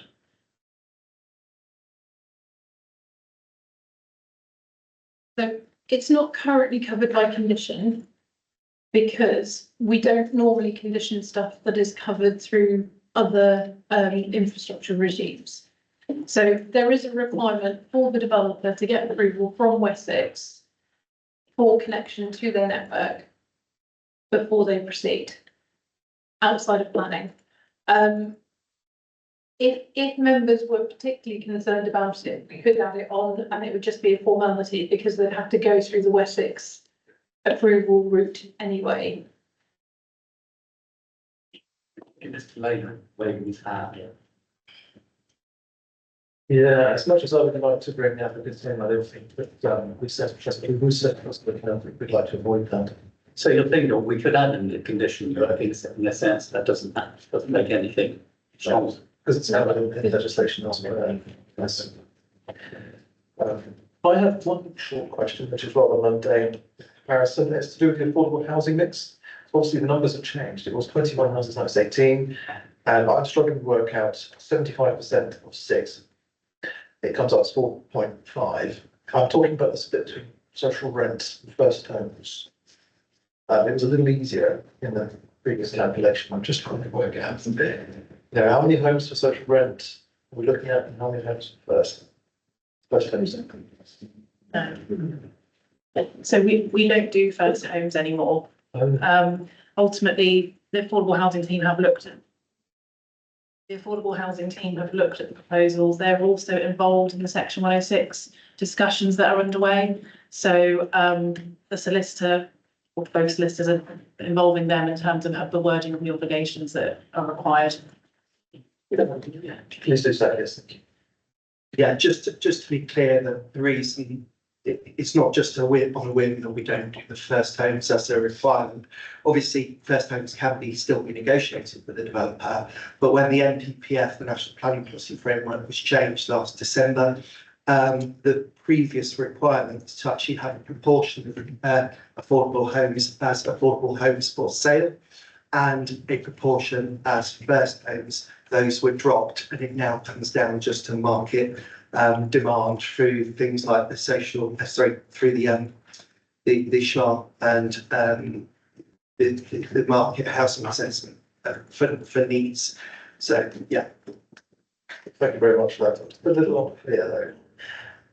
Just because the original report, which was written up in 2034, this time last year, Yeah, so talks about a split. effectively the split would be, there will be 5 dwellings for social rent and 2 for other intermediate housing. So that might be shared ownership. It's just that the amendment to the NPPF took out first homes, so it's no longer a requirement in national policy. So we don't tend to secure it. So apologies to members because that's a little unclear in that we are still referring to it, but those 2 dwellings are likely to be intermediate housing. Just for clarity, you mean 1, I think, because it's gone down from 7 to 6. Yes. So 5 social rent, 1. Yes. Sorry, so five social rent, 1 intermediate and 0 point, whatever it is, contribution. Okay, thank you very much. I think we're ready to move into the debate. Councillor Messenger would like to kick us off. Councillor Stanton, I'm so sorry. Question Oh, more. so sorry, Councillor Messenger. Councillor Stanton, you wanted to come in. Divisional member has to come first. I do apologise. Yes, the normal routine is divisional. You're quite right. Okay, yeah, difficult one. I've been aware of this for a long time. I've heard the debate of the rejections of Curry Rival Parish Council under Drake. Another village as well, like Walk Abbey Close. Appreciate Barbara's concerns in that you lived in a nice development for a long time. It's an irritation to have additional traffic for 18 houses coming past, but on the other hand, people need places to live. and 18 more houses in Curry Rise needed. And that'd be 18 families living in a nice place like you do. So the housing is needed. I'm very concerned about the whole sewage question. And what's in my mind is to, even if it's a formality, I just have more confidence in it. If we had a condition that says that Wessex Water are required to expand the capacity of their downstream drainage system down to Clayton and their pumping station in order to allow this development to have its sewage dealt with. I think that's my concern. If we had that condition, I think I could slightly support the development and raise buildings as well. Thank you very much, Councillor Stanton. Councillor Messenger next, please. I'm sorry if I got my part wrong here, but my biggest concern is about the sewage. And is it not possible to put sewage retention tanks in that slow the delivery to the sewage down at Drayton? I know it sounds silly, but I know that on the site we had in Kerry that they put these tanks in the ground that took it at peak capacity and then released it afterwards. And I don't know whether that's possible. Thank you very much. Councillor Again, I know I don't know much about the sewerage system here, but I do know what the problem is, because it's actually in the report what the problem is. And the problem is that it's got surface water causing a surcharge over and above the sewage. So presumably, we put in the brake on the surface water, not on the sewage. But nevertheless, it's quite clear to me that the regulatory regime that we've got here. I mean, let's be clear. In terms of the actual planning application before us, in terms of the use of the land, I think the principle of development sort of ship has sort of sailed here, and what we have is a good design, a well thought through design, notwithstanding the extremely long electric charging leads across the road. But other than which, I'm sure will be sorted out. So we've got something which I think is in the right sort of relationship to the settlement. It's the right sort of scale. It's good buildings. This is not the thing where we're debating whether or not the plans in front of us are good plans. We're trying to fix an existing problem with the sewerage system, and the debate has been around that. And it's quite clear to me that we don't own that sewerage system, Wessex Water does, and they have to recognise that they've got a problem. And the officer was quite clearly signalling that until they're content they can meet their regulatory requirements with the new sewerage flow, they wouldn't, that's what they're doing when they're giving permission for a connection. They're saying you can now connect, but they can't, and they've recognised that they've got work to do. And I just think this is outside of our realm. I would love to be able to reassure the residents on it, but actually it's a matter we want to take up with the area management in the water company to make sure that they provide us with evidence that they're doing the job. Not a can we or can we not develop this field question. The obligations on others are quite clear, and I can't see that we can refuse something because we worry that somebody else might not follow their rules and regulations and indeed their legal obligations. That's a little bit like condemning the person without a trial. You're saying there's a risk they might offend, therefore you can't go ahead. Well, yeah, I don't think that's our game. I'm content with the planning that's before me. I'm concerned about the provision of the sewerage, which is described, the service we provided is described here in the report. I think we've got to take it at face value. I think we've been held accountable if we acted unreasonably. And I think we've been given enough to get this across the line. Thank you very much indeed, Councillor T. Councillor Page, if you'd like to say anything, please. Thank you, Chair. First, I'd like to echo a lot of the points that Councillor Stanton has made. On the positive side, compared to many other villages in Somerset, this is a relatively small number of houses. And I think I also echo councillor Seats point that the planning is quite good. I do like the mix of bungalows, which are very much in demand, quite a number of affordable housing. So I think it does tick a number of boxes compared to other planning proposals that we've looked at in recent months. So I'm inclined to be more positive about this application compared to others. Thank you. Thank you very much, councillor Page. Councillor Ashton, you're next. Yes, I've put it a bit harsher, so that and a refusal based on something that we can't support is indefensible, and therefore we can't consider a refusal based on the sort of situation because we couldn't defend it anyway. Whether we would actually like to put a condition in which has no weight behind it, because it can't be enforced, seems rather pointless actually. So I can't see that the sewage argument actually carries any weight at all. Thank you very much, councillor Ashton. Do I have you on the list, Mr. Councillor Wales, next? Thank you. Thank you, Chairman. On field planning terms, we have for many meetings gone into the various tipping balance of the 5-year housing supply, and we haven't mentioned in this part of the officers' thing, but on this occasion, there is very little we could say to go against the tipping balance.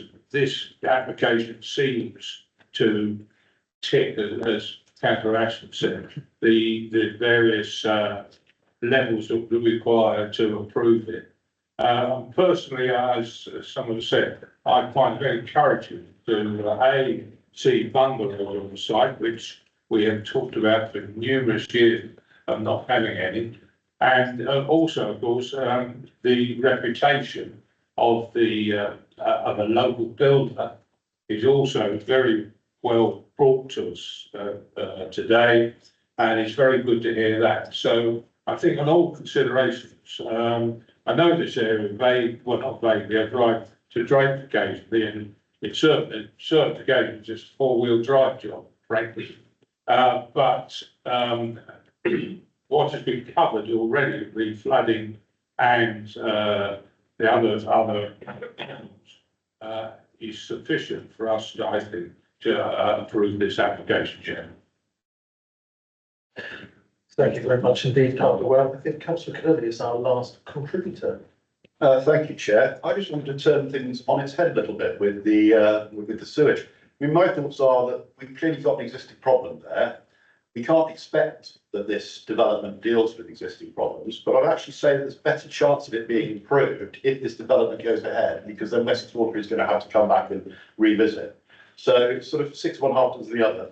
I will agree with Councillor Page and Councillor Whale. I think that there is a really good mix of housing here. So I think that's one of the things that I take away from this. And I'd be happy to support this. In fact, I'd even be happy to propose it. Okay, thank you for the debate. I'd like to give Councillor Stanton a chance to come back as his divisional member. Thank you, Chair. If we can add a condition which basically puts the words in Wessex Water's wording and adds one, so that the condition would be the development should not proceed until Wessex Water has confirmed that downstream capacity to and beyond Drayton can be made available for these new connections. So the additional words are downstream to and beyond Drayton. And I would like, and as I think I have to work as divisional member with Bill to make sure that Wessex Water do what's required. Yes, absolutely, quite right. Thank you, Councillor Stanton. I wonder if it might be better to have an informative perhaps, but I'll defer to Dawn, who wants to come in now. Thank you.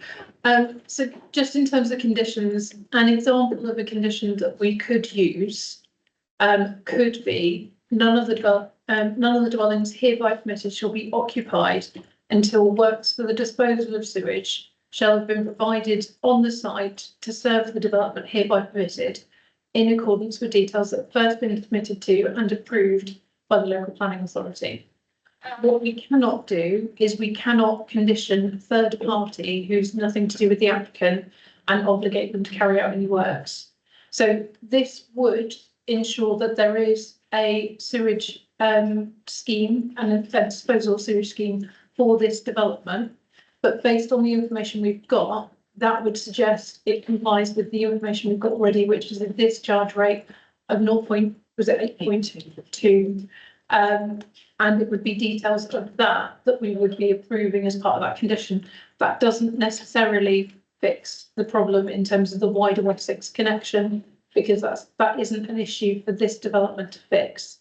But if members were concerned about the generation of foul sewerage from this development, that wording is enforceable and it's a pinned draft condition. So it's something you would see on applications that are approved by the planning inspector. Okay, thank you very much, Dawn. I have to say, I'm not in favour of a condition to that effect. I think not only does it set a precedent, I think that it's unenforceable. Placing a condition of the party, as Dawn says, it's not something we can do. Well, I think we want to move to. Apologies. Sorry, Dawn, would you like to clarify? Yeah, so the condition that I read out is enforceable, but it relates to the development itself and the impact of foul generation from the connection point of the development itself, which isn't causing an objection from the six. Councillor Stanton, is that something you'd be happy with? Yeah, because I think it provides a basis then for the need to keep the pressure on Wessex Water to make sure that they do the job properly and don't do the job and you just get in the way of the development. Okay, thank you. Would you like to propose as Councillor Stanton? Who would like to second, Councillor Steve, like to second? So we've to vote. Anyone like to advise me? Sure. All those in favour of Councillor Stanton's proposal, please raise your hands. Unanimous, I think. Thank you. Well, thank you very much. I think we can move to the substantive motion, which is to lightning. No, it's green. Which is to vote on the recommendation before us, which is to approve this application. We have a proposer. Who would like to propose? Apologies. Councillor Cole would like to propose it, and who would like to second it? Councillor C, please. Yes. All those in favour of the recommendation to approve, please raise your hands.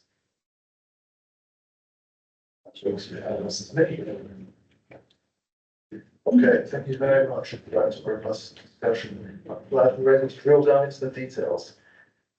So now we move on to item. Item 8, planning and fields reports for noting. Have you read them? Okay. Oh, apologies. I need to. Well, you don't have to. What I normally do at the other councils committees is just give a synopsis of the field decisions, because I know members are very busy and may not have read them, just any lessons learned. But please do it. Yeah, okay. So I mean, firstly, I'm very pleased to say that all three appeals were dismissed this time. So it's always nice to give good news in that regard. The first one relates to the Cypress Farm at Knoll Causeway. It was just the erection of one dwelling. The key issue here were whether or not the site is located in a suitable location. It was outside of any settlement limits. And so obviously it's an exception site. So the inspector looked at whether or not this was a sustainable location. In conclusion, they felt that anyone living in that property or visiting the property would be very much reliant on the private car as a means of transport, and they felt it wasn't a sustainable location in that instance. And notwithstanding the fact that we can't demonstrate a 5-year land supply, and obviously that's something that is probably drilled into members at every single committee meeting, probably bored of hearing of it. It is interesting that, you know, the inspector doesn't just look at, well, it's one towards the number.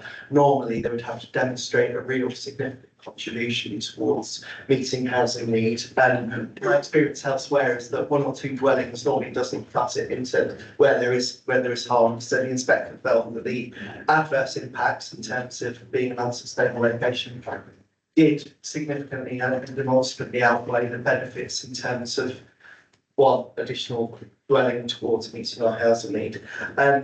Just 2 more, land adjacent to Stockelm Cottage and Street Road, Compton, London.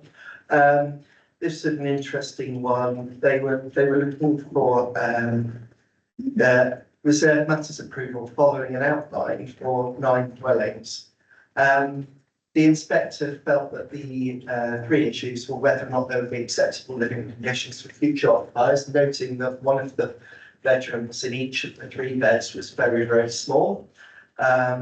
Secondly, proposal on highway safety and whether the proposal would appropriately contribute to a mixed and balanced community. On the first 2 points, the inspector found with the council that the very small size of the 3rd bedroom, without any controls who would live in that, it doesn't meet the national need prescribed state space standards. And wouldn't lead to good standard of living in the property. And in terms of highway safety, the parking, this was to do with parking. The parking provision was below our standards, and the inspector felt that the likelihood was that, particularly with these 3rd bedrooms, whilst the developer had said they'll be for children, there's no guarantee. And children, when they reach 17, get cars, are probably still living at home because they can't afford anywhere else to live. So the inspector did feel that actually the likelihood was you would have indiscriminate on-street parking that wouldn't cause a hazard and potentially cause issues for highway safety. And so the appeal was dismissed. On the fact of whether or not it be a mixed and balanced community, the inspector did feel that we were perhaps being overly critical and felt that there was a mix of 2 and 3 bedroom homes within the site and didn't uphold the council's background. But therefore it was dismissed on living conditions and highway safety. And then finally, Windmill Hill Lane in Ashley. It's an interesting one. The outline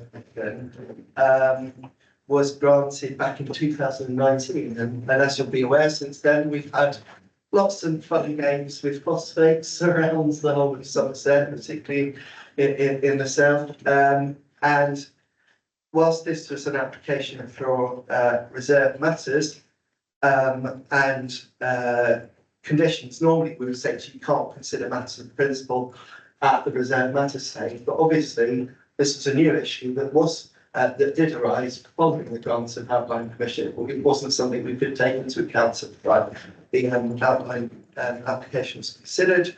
And the inspector felt that whilst some proposals had been put forward via what's called unilateral undertaking for package treatment plants, etc. Interestingly, the inspector took a very precautionary approach to this. Having discussed with received comments from Natural England, that they couldn't be, the inspector could not be satisfied that delivery of development could be delivered without affecting viability, and they couldn't demonstrate that the scheme would be viable with all the works that would be needed to meet the phosphates and protect especially the Ramsar site. And so the inspector felt that they could not be satisfied that the development would not result in adverse impacts on the integrity of the wildlife and landscape investigations. And so, yeah, it was dismissed. So they're going to have to go back to the drawing board. They still do have an outline consent unless that's now expired, but they will need to come up with a rational approach to phosphates. So, sorry, whistle stop talk, but I thought I'd like to be on. Thank you very much. It's very much indeed, Zach. And finally, from me, thank you to members of the public for coming. Thank you to your officers for your excellent presentations, your advice as always. And thank you to committee members. Have a nice rest of your day. I want to of order about the way the council conducts its planning meeting, please. One of the councillors was able to make a comment about me, and I have no redress. It's very clearly stated that I must make no comments about you, but that was allowed to happen. In addition to that, lots of points were raised here, not just by me, but I've made inquiries amongst my neighbours and it represents other people's opinions. None of that was referred to. There is no reference to how Curry Rival Parish Council approached this and their response. You haven't mentioned it at all. So I just wonder, what is this all about? Thank you very much. Thank you.